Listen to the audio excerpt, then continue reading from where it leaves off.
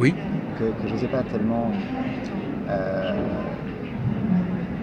mettre en avant parce que j'avais besoin de comprendre comment ça fonctionnait.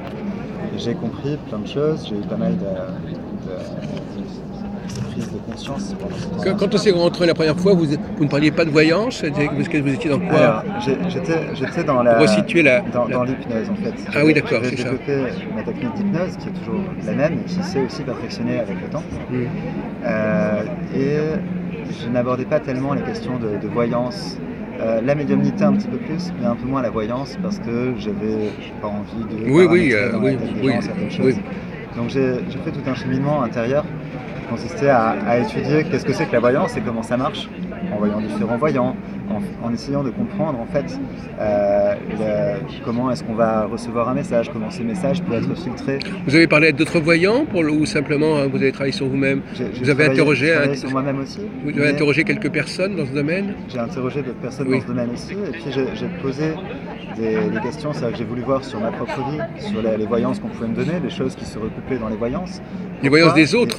Oui, parce que j'ai essayé de comprendre en Vous avez fait. consulté pas mal de voyants? Je me suis fait mon propre cobaye pour consulter Voilà, plusieurs voyants c'est ça. et pour comprendre dans mon laboratoire intérieur, Mhm. pour comprendre comment fonctionne Ah, le destin, comment fonctionne oui. l'avenir. Et ça a été mon grand questionnement. Et vous avez compris quelque chose alors? J'ai compris un certain nombre de choses Ah. dans ce sens-là. Donc je faisais déjà de l'astrologie, de la numérologie, donc forcément toutes ces connaissances sont venues en complément là-dessus. J'ai aussi commencé à me mettre beaucoup plus dans les runes, Oui, les runes. que j'ai ici d'ailleurs, Voilà les runes. présentées peut-être à l'écran, Oui, c'est ça. qui sont un outil avant tout, voilà, qui sont un outil divinatoire, mais avant tout initiatique, Un alphabet runique, oui. un alphabet qui correspond en même temps à une philosophie, mais aussi à une mythologie, Oui. la mythologie pamboréenne, qui se base sur le libre arbitre d'une certaine manière. Les dieux sont mortels et on a les trois Nornes, ce qu'on appelle trois Nornes, un petit peu Allez-y, comme oui.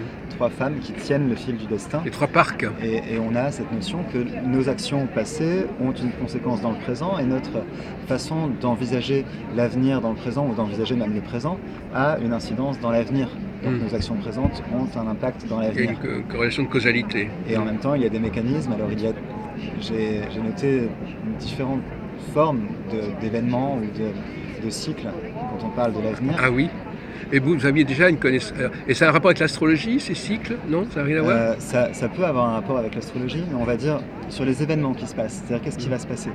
Pour moi, il y a des événements qui vont être la jeunesse immuables. des choses, comment les choses se Voilà. succèdent, les Il y étapes a par des lesquelles choses il qu'on faut. peut changer. Il y a Ah des oui. choses qu'on peut changer. Parce que mon point de départ, c'est que par la technique que j'ai donc, dont j'avais parlé la dernière fois, que j'avais donc développé d'hypnose, Ah oui.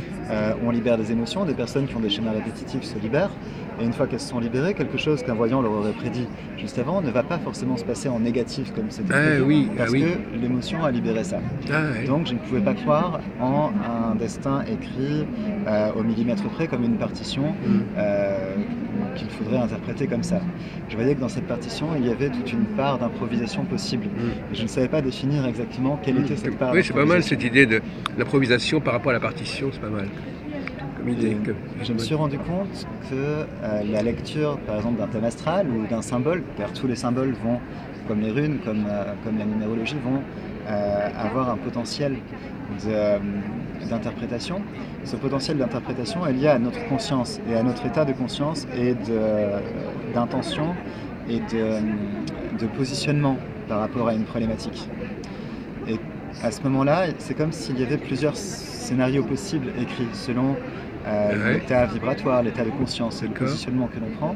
On peut vivre ce chemin-là, on peut vivre aussi celui-là, on peut vivre aussi celui-là. On a différents chemins possibles. D'accord, oui, c'est pas mal. Oui. J'en suis venu à dire que c'est un petit peu comme ces livres dont vous êtes le héros. Oui. C'est-à-dire qu'on est à un moment donné de la lecture de ce livre, où on prend conscience qu'on est le héros du livre, et on va dire, voilà, si votre choix c'est celui-là, allez à la page 320, si votre choix c'est celui-là, allez à la page 60, et si c'est celui-là, allez à la page 450. Oui. Et selon le choix qui va être fait, sauf que là, les pages sont infinies, les possibilités sont infinies. Mais quand on va sur une page, quand on va sur un chemin, le chemin existe. Oui. Oui, c'est-à-dire que c'est un choix entre plusieurs programmes, oui. Plusieurs scénarios. Oui. Après, se poser la question très vite de la notion de destin. Quel est le sens de tout ça? Ah oui, le scénario de destin. Oui. Et quand on parle de destin, pour moi, on parle de destination. Donc, je pars du principe que la destination, c'est là où je vais. Je pars d'un endroit, je vais à un autre. J'habite Perpignan, je suis venu à Paris, ma destination c'était Paris pour venir. Vous êtes monté à Paris. Je suis monté à Paris, c'était la destination. Mais pour venir vers cette destination, j'aurais pu prendre des routes de campagne, ce qui dépendait de mon état d'esprit au moment de venir et de la connaissance que j'avais des événements au moment de venir. Comme j'aurais pu prendre l'autoroute, sur l'autoroute j'aurais rencontré des péages, donc il aurait fallu... Oui, c'est de bonnes images. J'aurais pu prendre le train avec toutes les contraintes qui sont dans chaque choix que l'on fait. Oui. Et donc j'ai commencé à développer une forme de guidance intuitive, on va dire plus que de voyance, mais qui permet avec ma capacité de voyance de pouvoir l'appliquer, non pas pour dire à une personne il va vous arriver ça, mais pour dire à une personne voilà, il y a des choses qui sont immuables, qui peuvent arriver, donc ça c'est quelque chose d'immuable qui va arriver de toute manière. Quelquefois ce sont des choses même initiatiques, je dois vivre l'initiation, donc je vais passer par là. Par là. Et dans le même temps, il y a des mécanismes qui sont en cours. Ces mécanismes fonctionnent comme ça. Si on prend un autre état d'esprit, eh bien, on a d'autres possibilités qui s'ouvrent. Quelles sont ces possibilités? Comment ça fonctionne? Oui, c'est bien décrit. Je crois que c'est une bonne pédagogie. Effectivement, l'image de la partition, l'image de la route, avec ses possibilités de déviation ou de route secondaire. D'accord.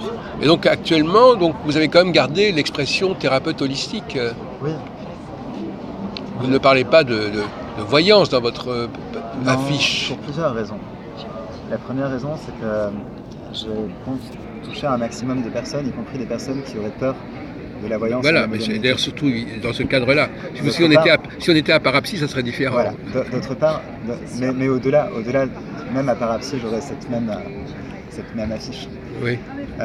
Au-delà de ça, j'aime, même au-delà du salon bien sûr, c'est dans mes consultations, j'aime que les personnes qui sont en train de s'éveiller, moi il y a 7 ans j'étais en train de m'éveiller, je ne croyais pas en beaucoup de choses, quand des médiums venaient me voir j'avais peur que ce soit des charlatans, j'avais plus confiance en un thérapeute qu'en un médium. Voilà. Si des personnes comme ça sont amenées à venir me voir, je comprends tout à fait que ces personnes puissent avoir peur de la voyance ou de la médiumnité. Je peux donc présenter les choses de façon différente. Et inversement, il y a des gens qui peuvent justement préférer cette formule. Oui. Voilà, tout dépend du public auquel vous adressez. Là, par exemple, ici, c'est pas vraiment une réunion de voyance. Voilà. Et l'autre raison pour laquelle je mets ce terme de thérapeute holistique, c'est parce que pour moi, la voyance est un outil thérapeutique. La médiumnité est un outil thérapeutique. Voilà. Expliquez-nous pourquoi. Cette technique d'hypnose que j'ai développée est un outil thérapeutique. Oui, l'hypnose, ça c'est mieux connu. Mais par contre, la voyance comme outil thérapeutique, pouvez-vous développer, Monsieur Roé? La voyance comme outil thérapeutique, c'est parce que justement, quand on a la connaissance du passé, du présent et des possibilités dans le futur, avec les contraintes de chaque possibilité, avec ce qu'il y a par rapport à ces possibilités-là, eh bien, on revient vers soi. Pour moi, la thérapie, c'est un retour vers soi, parce que la meilleure forme de guérison, c'est la guérison, on va dire, de l'âme, au niveau spirituel, mais qui va avoir une influence sur le plan corporel, parce qu'on est sur un côté psychosomatique. Oui. C'est-à-dire l'âme et la pensée vont agir par rapport au trauma que l'on a dû passer, par rapport à des choses comme ça, sur le corps. Donc la technique que j'ai développée permet de remonter dans les vies passées, de remonter le temps, pour aller revivre des... Par la voyance? Non, par l'hypnose. Par l'hypnose. Aller revivre des schémas dans le passé. Oui, donc c'est la personne qui remonte le temps, c'est pas vous. C'est la personne qui remonte le temps. Je peux le faire en même temps si la personne a du mal. Ah, quand même. Donc à ce moment-là, la voyance va s'inviter, je vais voir voilà, un schéma, c'est ça. Et je vais pouvoir dire à la personne certaines choses. Et le côté thérapeutique de cette voyance, c'est que la personne va donc à ce moment-là avoir des réactions parce que son corps va être plongé beaucoup plus facilement que si je n'avais pas cette intervention pour cette personne-là. Ça, c'est un des aspects thérapeutiques de cette voyance, dans la voyance du passé. Dans la voyance du présent, je vais me connecter sur les sphères émotionnelles, parce que l'émotionnel, pour moi, est très important. C'est-à-dire que si on libère les émotions, on libère un gros ballon qui était un poids que la personne portait à l'intérieur d'elle. Et libérer le poids de ce ballon permet ensuite d'être plus léger, de se sentir plus léger. Oui, on se déleste. Plus léger. Oui. Quelquefois, il est nécessaire de passer par l'hypnose et de libérer ce ballon. Quelquefois, la voyance du passé du présent et des possibilités dans l'avenir, permet à la personne de mieux se positionner, et ce positionnement fait de lui-même ce travail. En fait, chaque personne étant différente et chaque problématique étant différente, le thérapeute holistique va avoir toute cette... Voilà, d'où le côté holistique, c'est-à-dire c'est ça. vous avez tout un clavier, tout un arsenal de méthodes, C'est dans ce sens-là. d'outils. C'est dans ce sens-là. C'est dans ce Mais c'est sens-là. aussi holistique, ça veut dire qu'on prend la personne dans sa globalité, dans sa totalité. C'est ça. Et vous êtes d'accord avec ce que dit Oui, bien sûr, Guéret? pour l'avoir expérimenté, je suis d'accord. Ah, vous avez expérimenté. Oui. Donc c'est intéressant comme témoignage. Bah, en fait, j'avais pris contact avec Gaël il y a 3 ans parce que j'étais dans une période de ma vie où les choses étaient très répétitives et pas dans le bon sens. Donc du coup, je voulais changer certaines choses. Je voulais comprendre surtout. Et du coup, j'ai fait appel à lui, puis on a fait ce travail ensemble jusqu'à aujourd'hui. Donc voilà.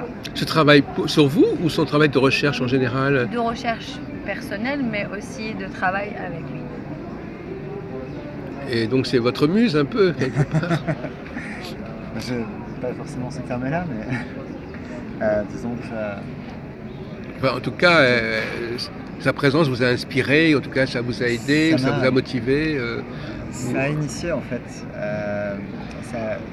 Quand il y a 3 ans, elle l'a contacté, je n'avais pas encore travaillé vraiment à distance Ah oui, donc avec une personne que je ne connaissais pas par téléphone. ah oui. J'étais à Perpignan, elle était à Paris, et puis j'ai reçu cet appel où elle me disait... voilà. Et vous aviez entendu parler de lui comment?